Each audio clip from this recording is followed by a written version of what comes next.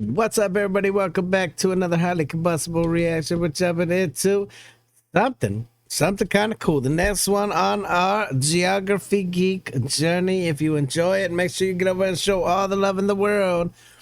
Ireland's supernatural island that can't be reached.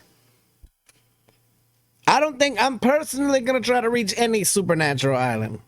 That's just me. That's just the way that my mind works. Hey, supernatural island over there. I don't think I want to go. That's like on the real. Unless I know that it's actors and it's some sort of haunted house, cool. But if you're talking like legitimately, hey, sometimes the island's there, sometimes the island's not there. I don't know what exactly is going on the island, but I don't know that I know that I probably don't want to go there. Let's jump in. Let's check it out together. If you enjoy it, get over, show all the love. Let's go on a For journey. over 5 centuries, an island called High Brazil appeared off Ireland's coast. Well, at least it did on maps. And this was no ordinary island. Irish folklore described High Brazil in much the same way as Atlantis. The island, or what was sometimes shown as two islands, was a paradise, which gave its residents eternal happiness and immortality. But maybe we do want to go to the island. it's no longer there. High Brazil had a few other slightly different names, as well as variations in spelling, as you can see on this map. The origin of the name isn't exactly clear, but it's likely somehow linked to a northeastern Irish tribe of a similar name. It's just a coincidence that it shares a name with the South American country Brazil. But there was a problem for those wanting to find it. It could only be seen once every 7 years, when King Bresal, the High King of the world and ruler of the island, rose the island from under the water to hold court. The island would then disappear back into the Atlantic. The first known appearance of High Brazil on a map was in 1325, and if it didn't exist, you'd expect the island to be erased on maps shortly after, considering its location was only a short distance from Ireland, England, and the European continent as a whole. The age of sail and the increased naval traffic that came with it began just a century or so later. But the sailors coming through the area must have explained the missing island away, as that day just wasn't that once in a 7-year moment. But there are actually documented sightings. Well, at least documented claims. But before I share those, I want to share with you today's sponsor, which is located not that far away from High Brazil and Ireland, in Edelston, Scotland. This is Established Titles, a fun and novel way to preserve the natural woodlands of Scotland while helping global reforestation efforts. Through Established Titles, you can purchase 1 square foot or more of Scottish land, and in doing so, follow the historic Scottish custom of calling yourself a lord or lady. You can actually officially include the title on your credit card, plane ticket, or dating profile. And with each purchase, Established Titles plants a tree through charities One Tree Planted like the tree and Trees thing for the Future. This makes a great last-minute gift. I actually bought a plot for my dad last Christmas to restore the family title, after we learned we had ancestors from Scotland. Each plot comes with a unique plot number, and so the first 200 people purchasing a title pack using my link will effectively be next to my plot, within a few minutes of walking distance. Depending on how many of you want to become a lord or a lady, we can build our little kingdom of geography geeks. Go to establishedtitles.com to shop their Black Friday sale. Plus, get an additional 10% off using the link and code in the description below. Beginning in 1480, expeditions were launched from Bristol, a city in southwest England, to search for the island. These first attempts were unsuccessful. Of course, nothing that you search for is ever where it's supposed to be, right? In 1498, a Spanish envoy in London reported to King Ferdinand and Queen Isabella that the English had sent several missions per year for the past 7 years to search for the island, but he provided few details. And one of these voyages was apparently successful.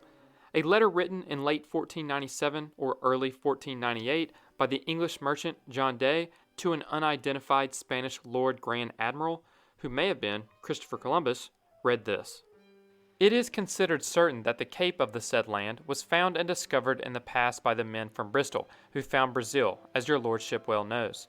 It was called the island of Brazil, and it is assumed and believed to be the mainland that the men from Bristol found."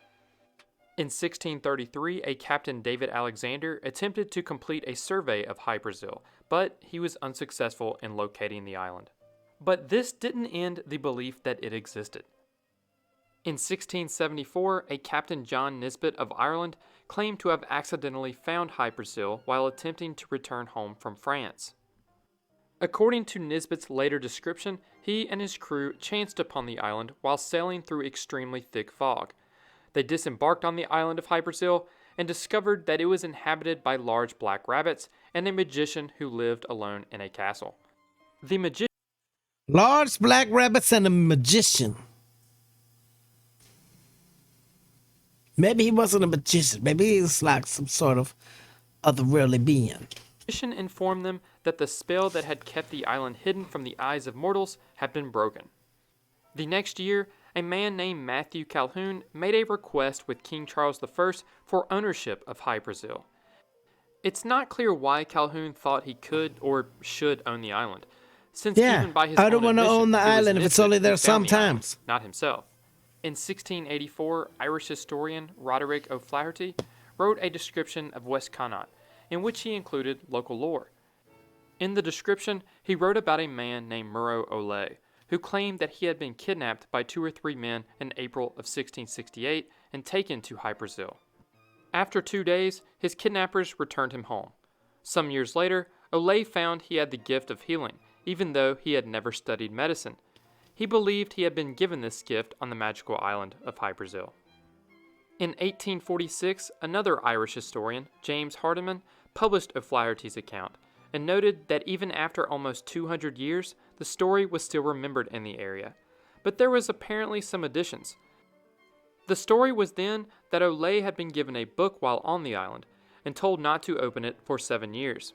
O'Leigh obeyed, and after 7 years, he opened and read the book, and henceforth had the power to heal.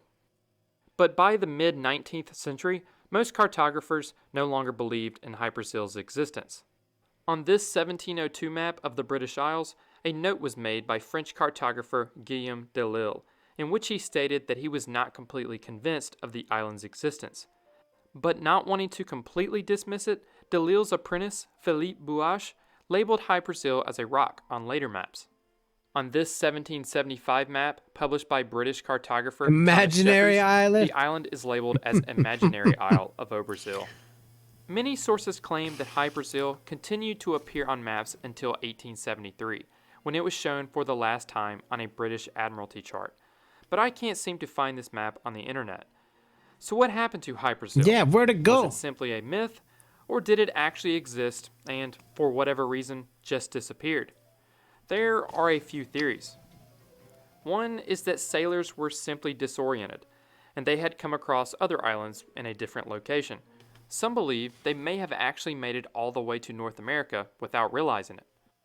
Another theory is that Hyperzil was made up by sailors and publishers just for attention, and maybe for profit.